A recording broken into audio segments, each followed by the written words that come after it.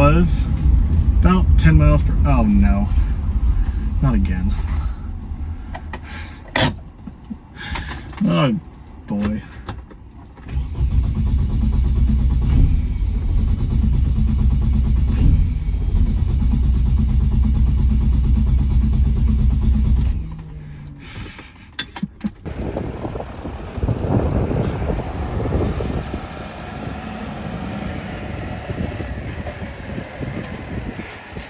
Recently, I finally got my tax return, and my dad specifically told me not to buy anything stupid. So, welcome the latest member of my YouTube car fleet. Ooh, it's like Christmas morning. Nothing can be better on Christmas morning than unwrapping a rusty, old BMW that doesn't really work as well as it should. Say hello to the first BMW 3 Series. This is my 1977 BMW 320i manual. 1977 was the first year of the BMW 3 Series, at least in the United States. And I don't need to tell you guys how important the 3 Series ended up being for BMW and how it's single-handedly carried them into the modern era. The 3 Series is BMW's bread and butter, as I've said before, and it started right here. This car builds on the previous massively successful, I think, 2002 platform, so it has a lot of 2002 bits, basically the same suspension setup. It's kind of a weird middle ground between the 2002 and the later E30. 2002s are very sought after collector's cars, and so are E30s. You can't find nice E30s for cheap. You can't find nice 2002s for cheap. But you can find E21 3 Series, the first generation 3 Series again.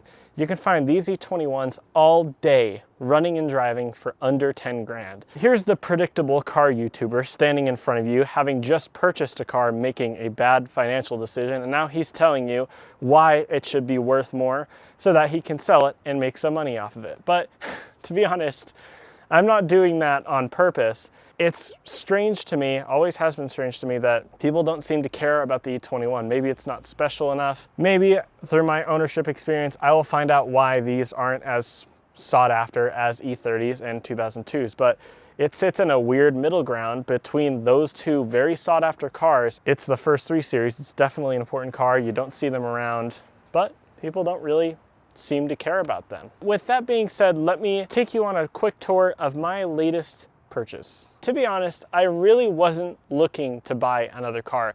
I was actually planning, believe it or not, I know, to be more financially secure, because I believe I suffer from a condition known as automotive ADHD. I've said before in a recent video, where I just go from car to car to car to car like I go through fingernails. It's kind of ridiculous, and a lot of cars I've bought, I've had lots of buyer's remorse after and then had to sell it on.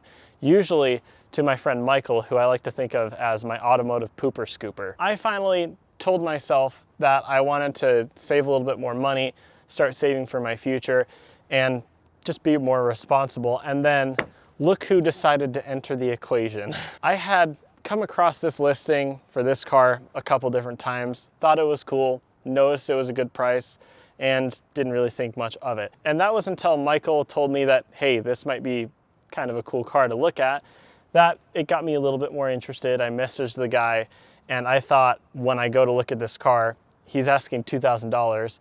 It's gonna be completely rotten underneath. There's gonna be rust holes everywhere I look, and something is gonna turn me away from it for sure. I messaged the guy back and forth a couple times, and we went and looked at it, and immediately Michael and I were all over the car looking for why it was so cheap. We were looking at the frame rails, the bottom end, the jacking points, the inside of the trunk. I was certain that I would find a massive rust hole somewhere, and we'd end up running away, and I would be totally fine with that, because again, I wanted to be a bit more financially secure. It was not as good as it seemed through the listing, as every used cheap BMW is, but it wasn't nearly as bad as I thought it was going to be. Now, that's not to say that this car isn't without its problems, which we're going to go in depth in just a second, but I found that this car wasn't as bad as I was expecting. So I made the seller a $1,500 offer and he completely turned me down. He wanted not a penny less than $2,000. So I walked away. I was totally fine with that. I told him, hey, let me know if you change your mind, and I walked away. And I knew that at some point something would have to give. He would either sell it to somebody else or he'd have to accept a lower offer for me because he had just a couple days left in his unit and he wasn't going to keep this car. And he claimed that if he couldn't sell the car by the time he had to give up the unit, he would just send the car to a junkyard. So I figured something would give eventually. He told me that he had other people looking at it, and he said that if he didn't sell it, then he would send it to the junkyard, which I believe was just him playing games, to be honest. And I still don't really think he was honest about that. A couple days later, I thought maybe I'll go up a little bit, so I offered him $1,750. Again, completely turned down. He wanted $2,000 or to make sure the car was dead by sending it to the junkyard.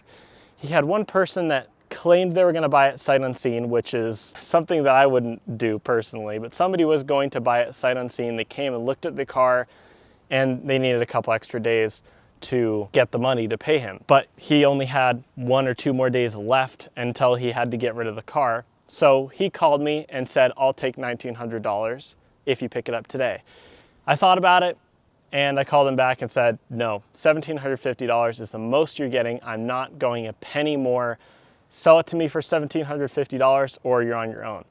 And what he said was, well, I'll just pull the motor and send it to the junkyard. And I thought, well, okay, that's a stupid thing to do because not only is this a classic car, also it's got a lot of documentation, including the original window sticker. I'll show you guys in a second.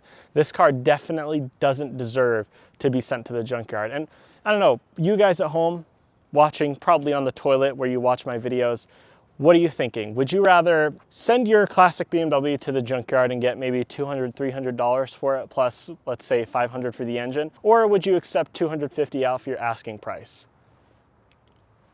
That's not a hard decision, right? So I told him, fine, but I don't think junking the car is a move. Also, I have extra space at my apartment if you want to park it there for a couple days until you get the money that you deserve. I offered him a place to put this car.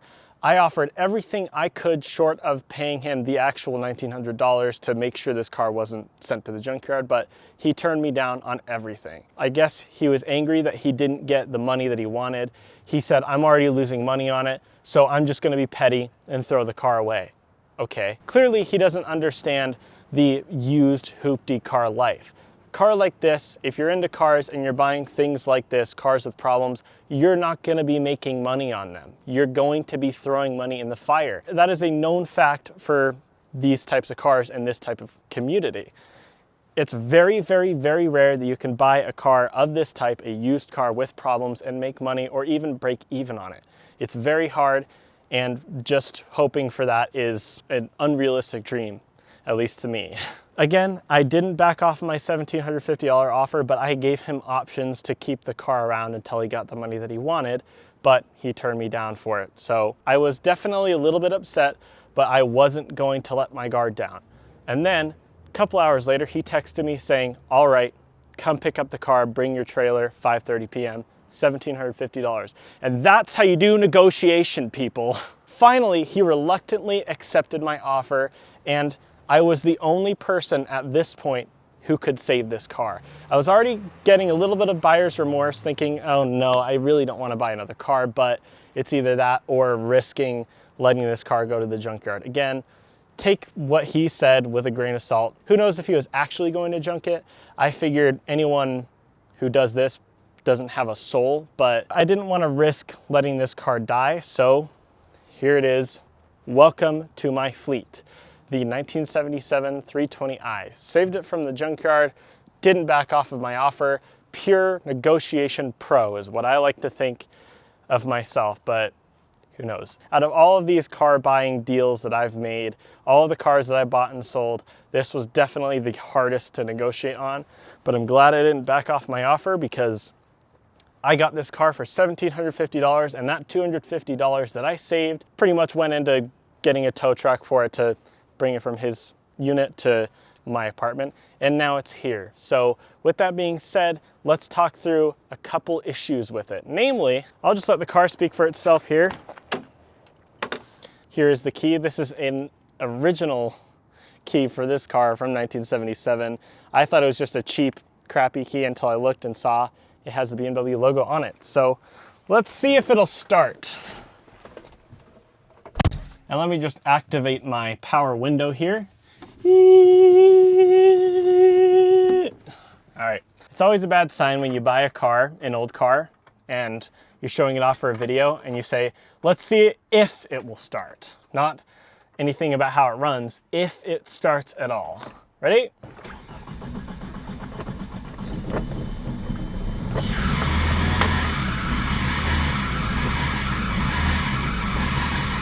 Gotta make sure it idles. There we go. Yeah, it's got a bit of an alternator squeak. That's for sure. And it moves. Sounds healthy.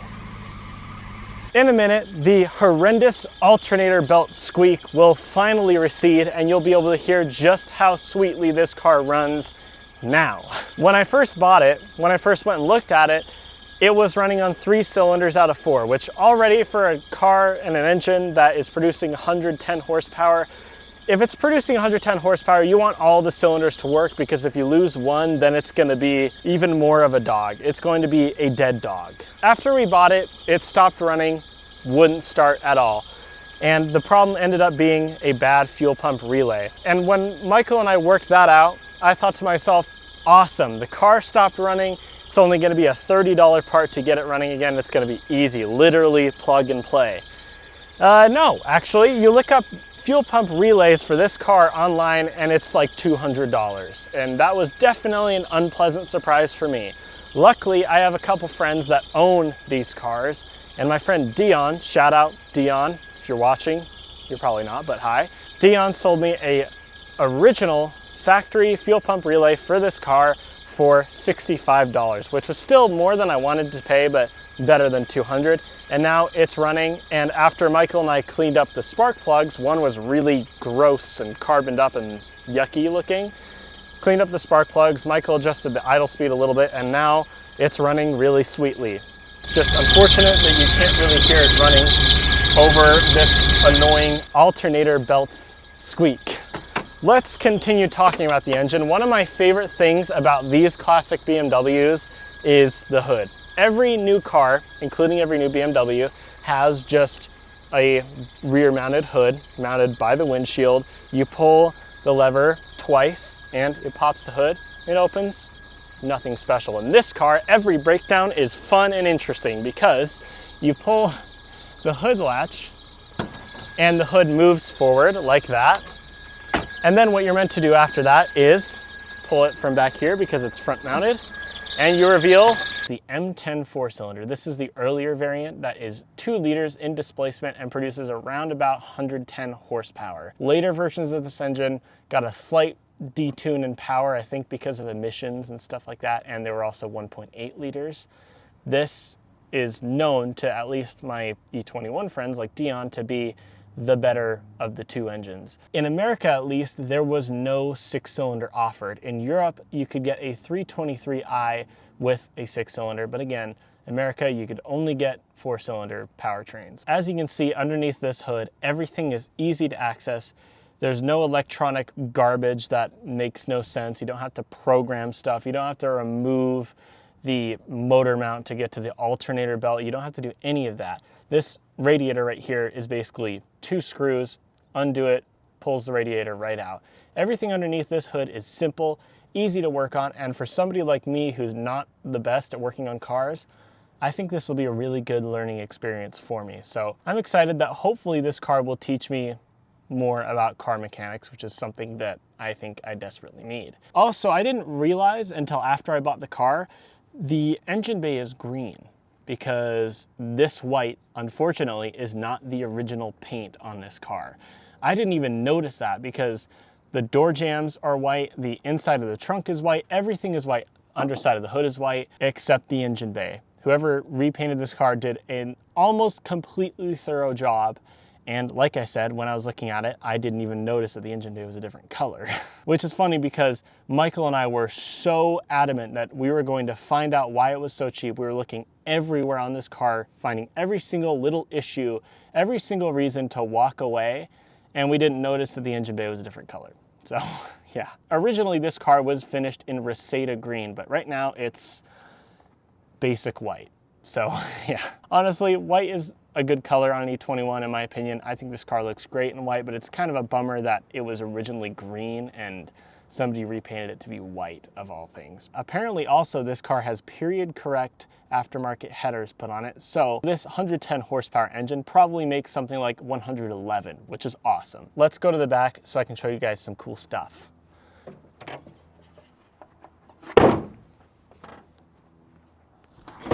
One problem, like I said, is that alternator belt squeak is absolutely horrible, and it's likely making my neighbors hate me. But another issue is that the brakes simply don't work. One reason for that could be the fact there's no brake fluid in it, but the seller told me that the brake booster is bad, and to be honest, we don't know yet. We tried to bleed the brakes recently, and the bleed screw on this driver's side rear drum brake, yes, drum brakes in the rear, snapped in half pretty much immediately. As soon as Michael looked at it with a wrench in his hand, it snapped in half. So not really his fault, obviously. 47-year-old car, it's gonna have some stuff like that, but that's more money than I'm gonna have to spend on it before we can actually work out why the brakes won't work. And it doesn't stop, you just crash into the tree. So the only way you can really stop in this car is by gradually pulling up on the parking brake, which isn't ideal. So that was really the only problem that this car was quoted with from the seller in the listing, was the brake booster. It's gonna be a while before we can figure that out and get it out on the road, but honestly, I'm not planning on driving this car in the winter at all, and we're moving into winter quite soon. So it's not really a huge rush. Don't expect too much content on this car until the spring and summer after we've worked it out and made it drivable. But for now, that's another issue. Also, those seats are hysterically uncomfortable because there's basically no padding in them anymore. So that's a problem. And all of the electronics either have one foot in the grave or both feet in the grave at the moment. So there's some issues. It's definitely a project. Again, it was well under $2,000 for this car. But one thing that I want to show you guys, keep in mind that once again, this car, at least according to the seller, if he's to be believable, which is debatable, this car was going to go to the junkyard if I hadn't stepped in with my bad financial decisions and lack of willpower to save it from the grave. So first thing that I want to show you guys is every BMW should have a toolkit, as I firmly believe, and this E21 surprisingly has the entire toolkit except for, I believe there was a cloth and some gloves that would come with it. That's not here, but the glorious and rare red screwdriver is present. Apparently that's a cool thing, and now I'm a real elite classic BMW owner because I have that. Also, all the other tools are here, so that's cool. Also, when you open the toolkit, it lays down to be perfectly flat and easy to access, so you're not spilling tools everywhere. Always been a really nice feature, and it's such a bummer that new BMWs just have a number to call roadside assistance in place of the toolkit. Another thing is that this E21 came with a massive folder with a bunch of goodies. Not only do I have old copies of Bavarian Autosport, this one right here is the fall and winter of 2001 into 2002, which is great. I also have the original sales brochure that came with this car. I can only imagine some guy in the dealership being handed this by the salesman, and he's leafing through it thinking, yes, I'm going to buy myself a BMW. I love original car sales brochures. I collect them, and I have them for every car that I've owned, except for the Buick Roadmaster. And it's always fun to leaf through it and read stuff like, the cockpit of the BMW 320i is carefully engineered for total effortless control, the end result of extensive biomechanical testing and research. You should just hope that after 47 years, your fabric in the seat hasn't deteriorated. So it's not super comfortable anymore, and I wouldn't say the effortless control really applies when the brakes just go right into the floor and I can't control how I stop. Also, it talks about safety, a judicious combination of brute strength and agility. It doesn't say anything about airbags or crumple zones in here though. So safety is probably okay for 47 years ago. For now though, I'm hoping that I don't crash this car. But the coolest thing by a country mile is the original window sticker that I have here, which touts an original total suggested retail price of $8,740.50. This car is a low option car, just like my other 3 Series, my 2005 E46, which has just heated seats. This car only has 2 options: air conditioning, which is nice and doesn't work right now, but we'll gloss over that, and metallic paint,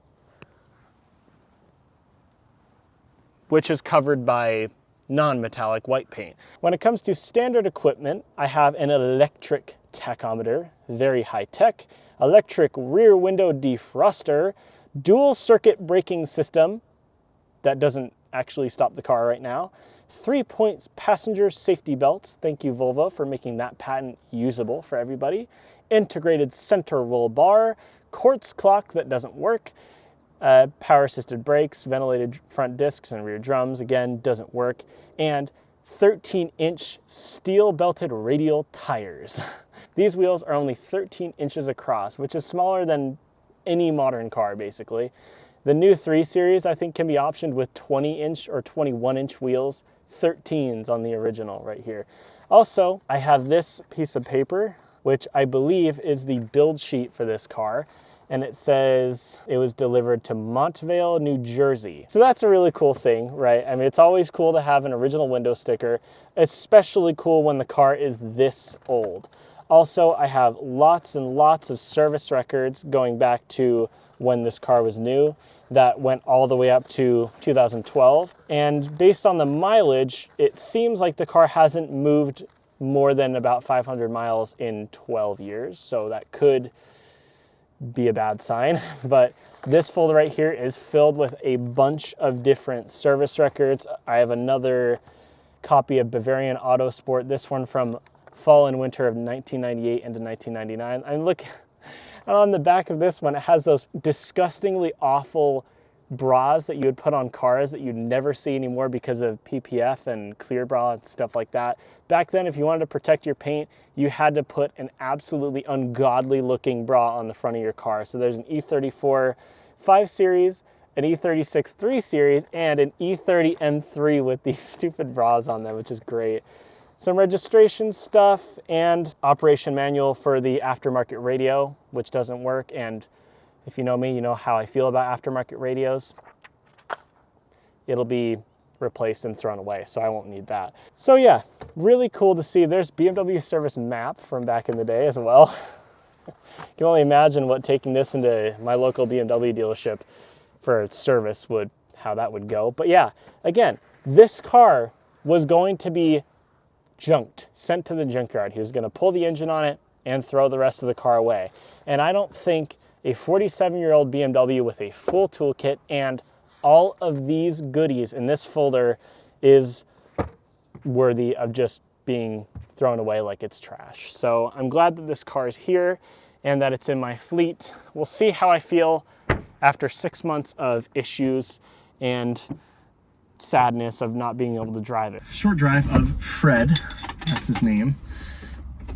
My 77 320i. Alrighty.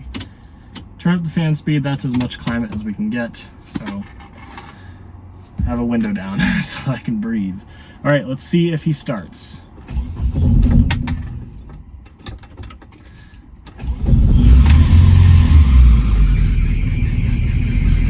Honestly, when he's warmed up a little bit, he starts up better than he should.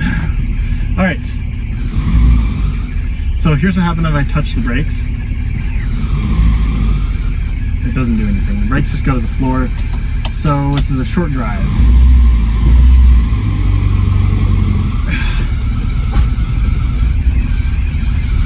Doesn't sound great. That's for sure. Eventually that belt squeak is going to go away. Okay. It's hiccuping. I don't think it's... Oh. Uh-oh. I was really just talking about how easily it was starting and running. Oh, we're moving back. All right. Live breakdown on camera. This wasn't even planned.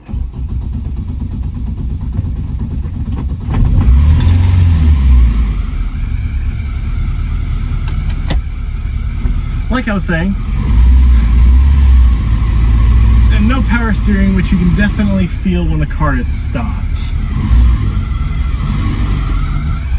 And I'm sorry to all my neighbors who have to listen to this car right now. You definitely feel it, but again, it's not super hard to turn the wheel because this car's so light and the tires are so thin. But I'm a weakling, so...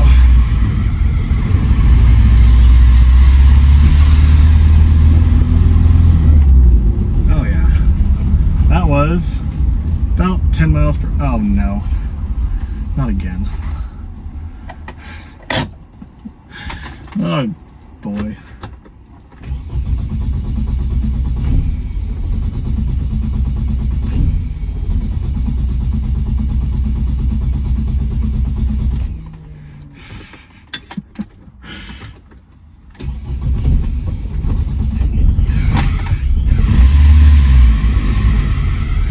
Yeah, it's good days and bad days, don't we all?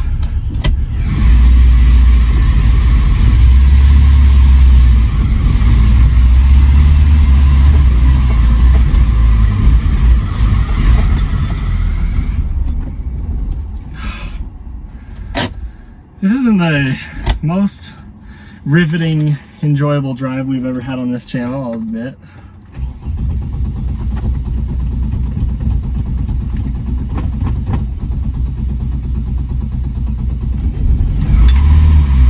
Okay, just gotta park it, and we'll be done, okay? When it comes to gear shift action and the clutch and everything, it's pretty easy. It's just the clutch, the movement in the clutch goes up very high towards you, so it's, when you're tall, it's a bit awkward, but it's workable. And that's parked. All right, so again, I hope everyone enjoyed this video. If you have any ideas for things you want to see on this car, let me know in the comments below. So that's gonna do it for me. Like, subscribe, do all the normal YouTube stuff, and I'll see you guys in the next one. Bye-bye.